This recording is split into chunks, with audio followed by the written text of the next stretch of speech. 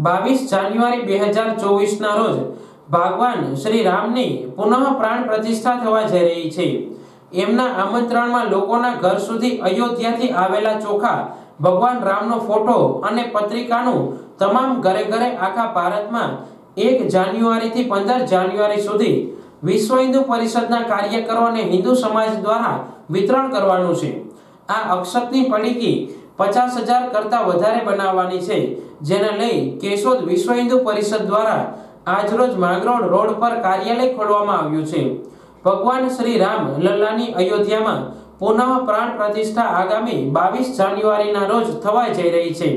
ત્યારે કેશોદ વિશ્વ હિન્દુ પરિષદ અને બજરંગ દળ દ્વારા અયોધ્યાથી આવેલ અક્ષત કળશ અને ઘરે ઘરે ચોખા અક્ષત પ્રસાદી રૂપે વિતરણ કરવા માટે આજરોજ પાણીધ્રાના માતાજી આઈબેલીમાં ધારાસભ્ય દેવાભાઈ માલમ, નગરપાલિકા પ્રમુખ મેહુલ ગોંડલિયાના હસ્તે રિબિન કાપી તેમજ દીપ પ્રાગટ્ય કરી કાર્યાલયની શરૂઆત કરવામાં આવી હતી।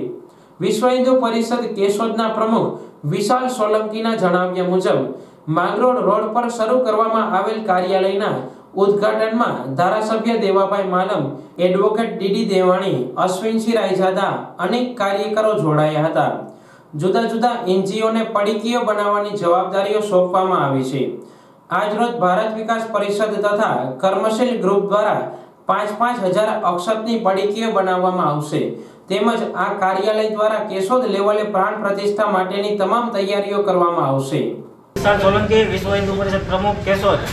આજરોજ કેશોદની અંદર શ્રી રામ જન્મભૂમિ તીર્થ ક્ષેત્ર અયોધ્યા સંપર્ક અભિયાન અંતર્ગત વિશ્વ હિન્દુ પરિષદ બજરંગ દળ દ્વારા એક ભવ્યથી ભવ્ય કાર્યાલયનું ભવ્યથી ભવ્ય રીતે ઓપનિંગ શુભારંભ કરવામાં આવેલો છે।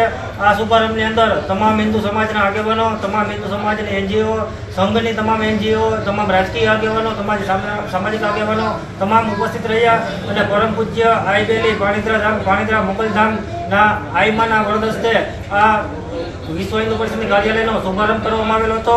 તે બદલ અમે આઈમાનો પણ ખૂબ ખૂબ આભાર માનીએ છીએ અને આઈ મોકલમાના વરદ હસ્તે તમામને અક્ષત વિતરણ કરવામાં આવ્યું।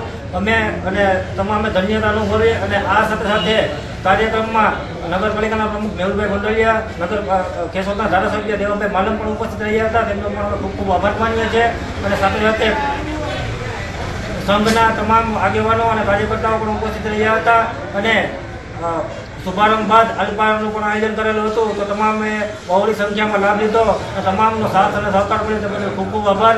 આ અભિયાન 1 જાન્યુઆરીથી 15 જાન્યુઆરી સુધી હાલવાનું છે અને 22 જાન્યુઆરીએ કેશોદની અંદર અયોધ્યા બને એનું પૂર્વ તૈયારીના રૂપે આ કાર્યાલયનો શુભારંભ કરેલો છે। તો તમામ સંપર્ક અને તમામ આયોજન, તમામ બેઠકો આ કાર્યાલયમાં રહેશે એવી અપેક્ષા રાખીએ છીએ। જય શ્રી રામ।